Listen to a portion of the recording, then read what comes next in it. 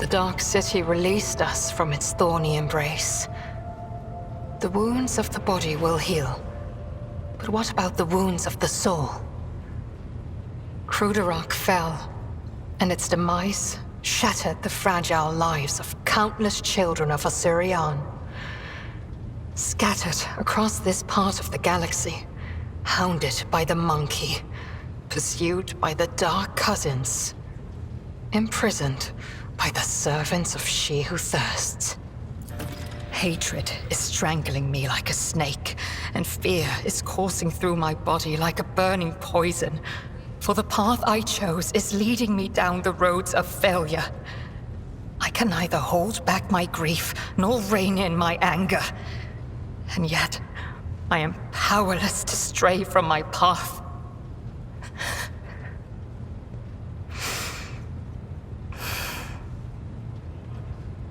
Pay no heed to my fleeting wrath, Alantark. When the will slips away, the soul trembles with rampant emotions. But I will resign my heart to meekness, for there is no other way a marked outcast can help their fellow Eldari wandering in the dark. I found myself in the Dark City after following the twisted roads of truth and lies. And although the truth blossomed like an ugly bud and scratched my soul with its thorns, I did find the answers to my questions. Those who come back from the dark of the webway will never be the same. But it is we who change while the surrounding world remains imminent. This thought gives me strength.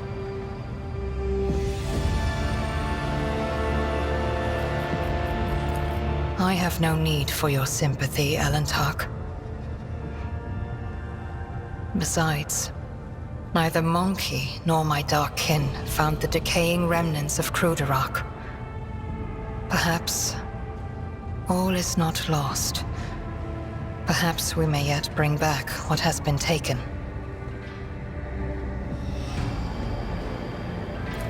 On the trail of a monkey called Caligos Winterscale, even a worm may harm a wounded tiger by bringing infection into an open wound. And the wounds of my people have been bleeding ever since Cruderach's demise. The spirits of my kin need a poultice, a hope, not the executioner's sword already poised to fall. You may try. Take heed, Nemo. I am ashamed of what I said, of how I acted, of my hesitation. Now that I can see the stars through the portholes again, feel anew the ships beating hard, once more breathe the bitter air of the lower decks, my mind has become clear. I am Kibella, servant of the undying Emperor. I am your blade and your shield, and thus it shall be, now and forever. Thus I will be.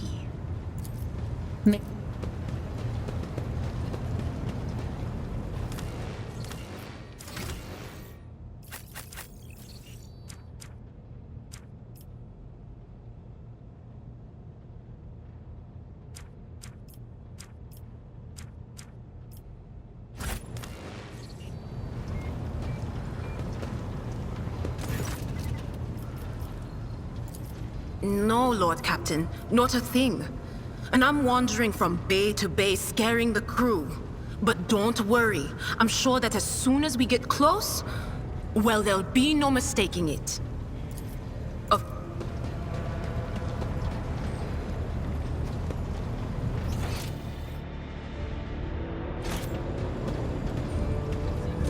You are spoiling me with this. The only sign of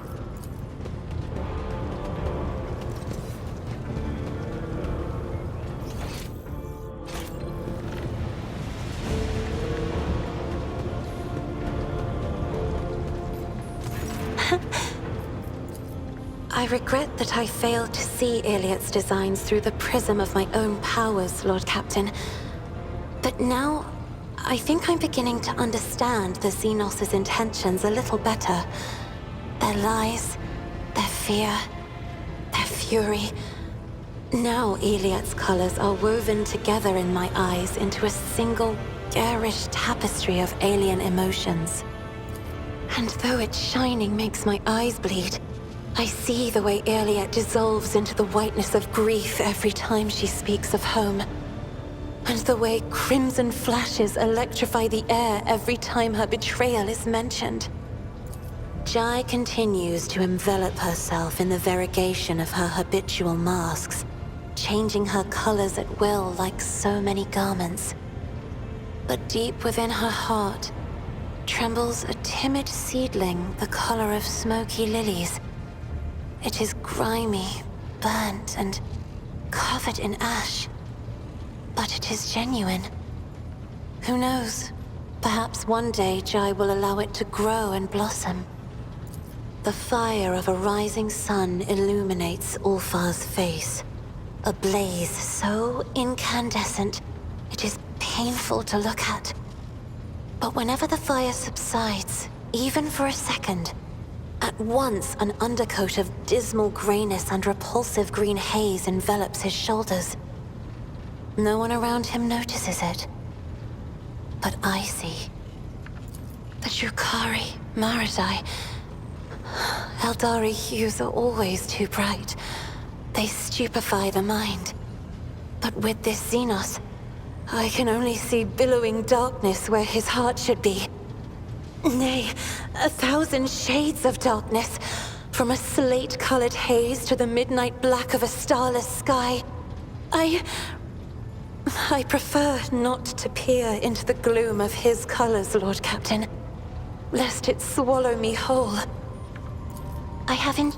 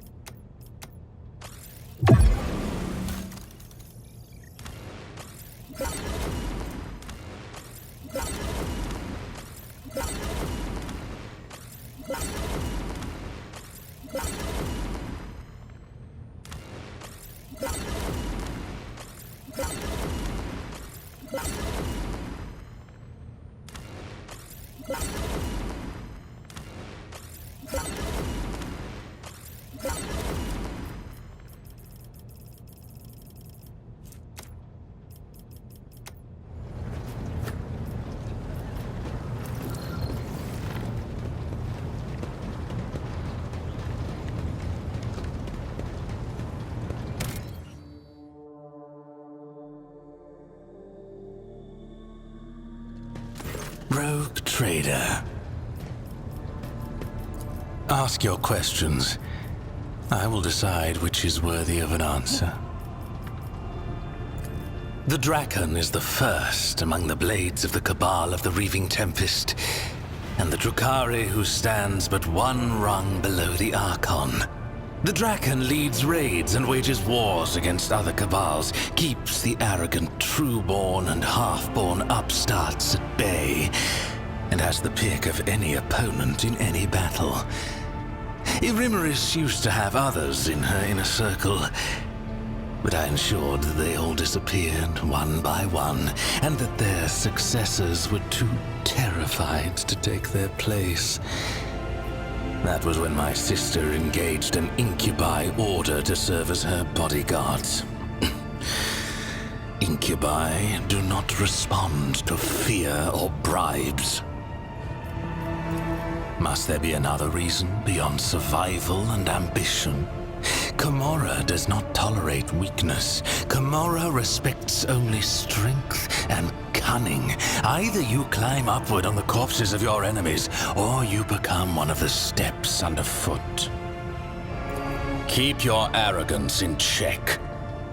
Irimeris was clever and deadly, and if I had underestimated her abilities and strength, I would have been food for the Urgals long ago.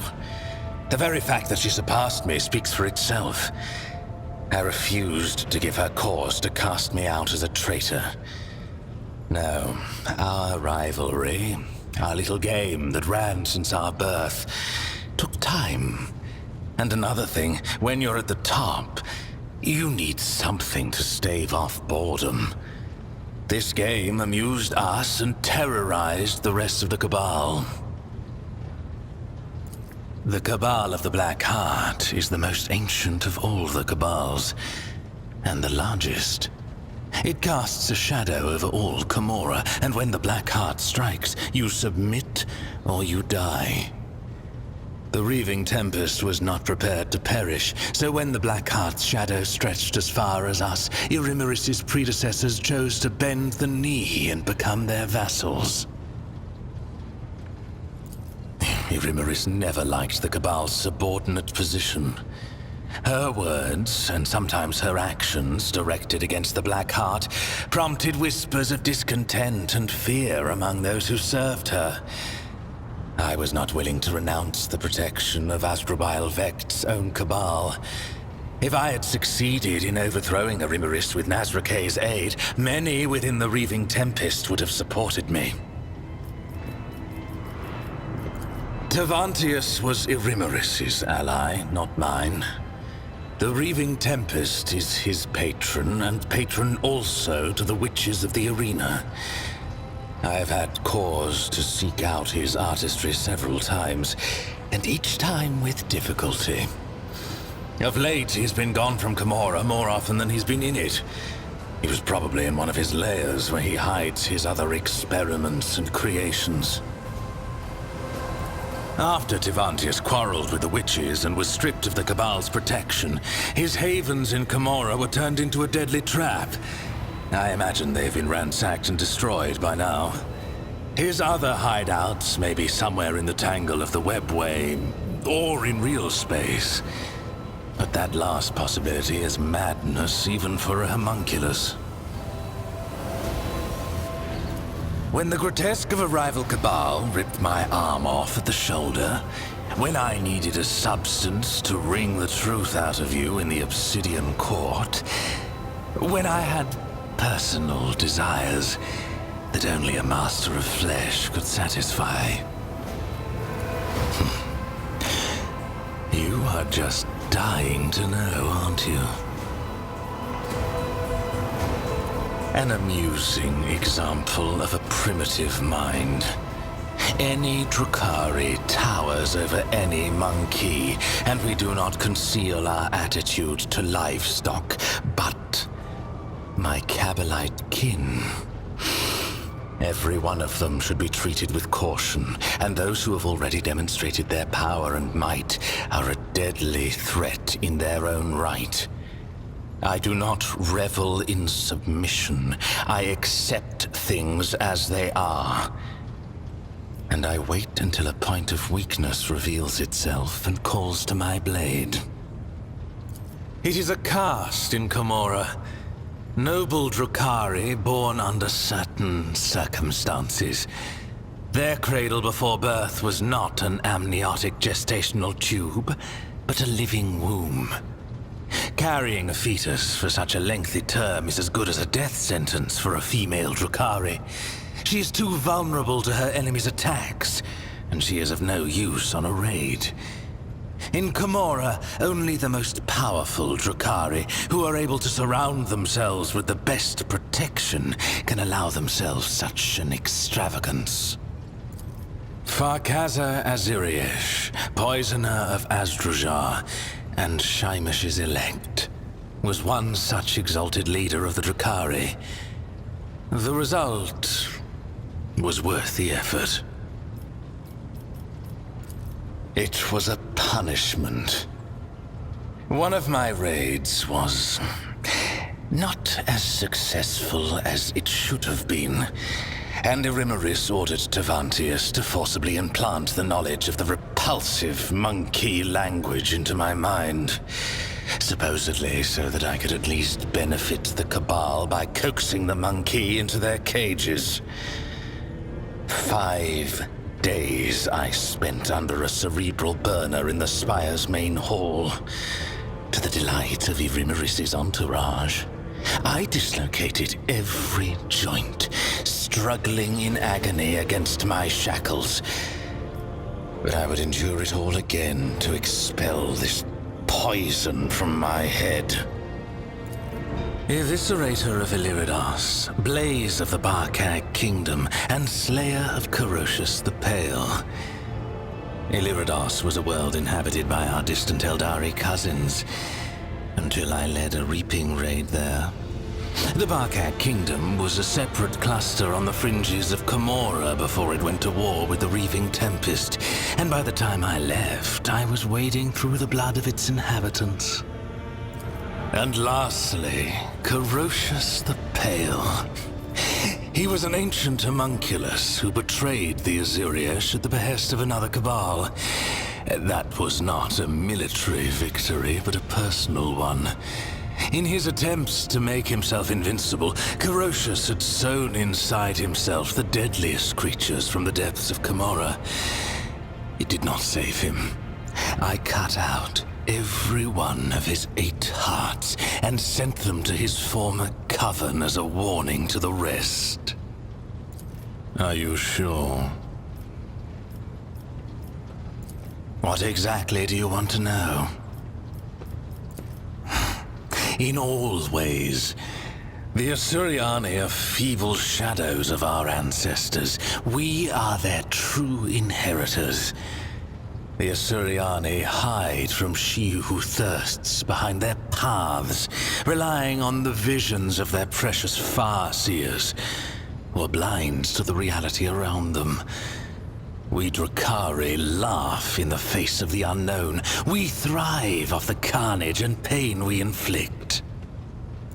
Because the ecstasy of suffering is the highest form of pleasure, accessible only to superior beings.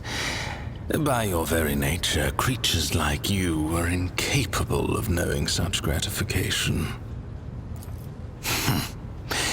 You abandoned that topic very quickly.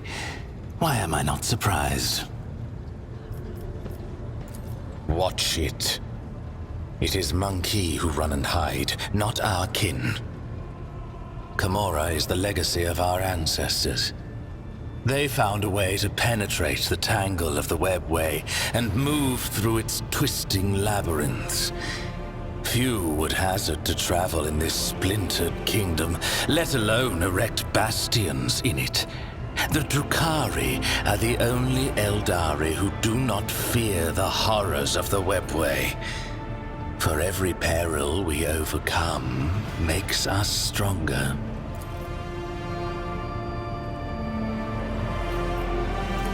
No.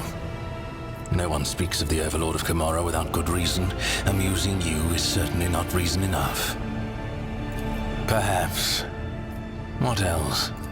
I Must adapt to my new circumstances. And to this bucket that you monkey call a void ship. These alloy bulkheads. So primitive. Then go. I will find something to amuse myself with.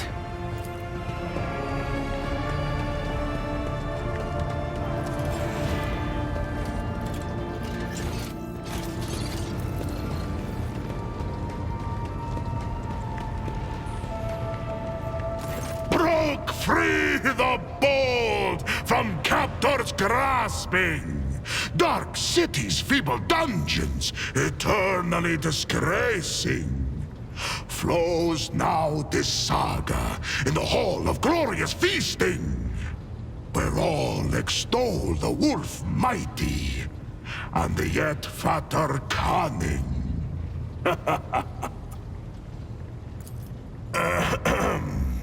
I hope you're not going to put off the feast. Our escape demands a grand celebration.